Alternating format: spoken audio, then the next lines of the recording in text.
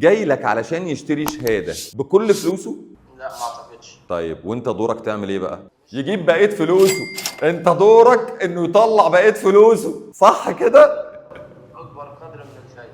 فانت هتبدا تعمل دلوقتي عمليه كروس سيلينج. فهتبدا تقول له هو حضرتك عندك مصدر دخل اخر؟ طب هو حضرتك بتشتغل فين؟ تحب تستثمر معانا بشكل مختلف يدخل لك عائد بشكل تاني؟ طب حضرتك سمعت عن صندوق الادخاري اللي بيعمل كذا وكذا وكذا وكذا وكذا؟ طب لو العميل مستعجل ووقته ضيق وانت بعد فتره كده، يعني لما يبقوا البياعين ادموا شويه وتقلوا كده، يقول لك انا شميت ان العميل ده معاه فلوس. بتتقال كده، هي لفظها كده. يقول لك بص انا شميته، انا عارف ان الراجل ده هيقفل معايا الديل. ازاي ما تقوليش، بس انا عارف انه هيقفل. ايه سبحان الله الراجل يقفل.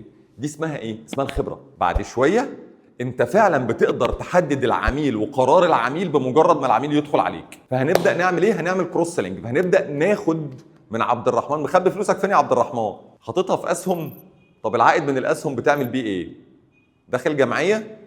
فين فلوس الجمعيه يا عبد الرحمن؟ الجمعيه دي انت حوشت فيها 10 شهور في 500 جنيه، يعني يطلع لك 5000 جنيه. طب ال 5000 جنيه دول لو انت كنت حاططهم في البنك بفايده 23.5% كانوا هيطلعوا لك كام؟ ورقه وقلم. نيوميريكال داتا. الكلاينت عايز يشوف ايه قدام عينيه؟ امتى عينيه تلمع؟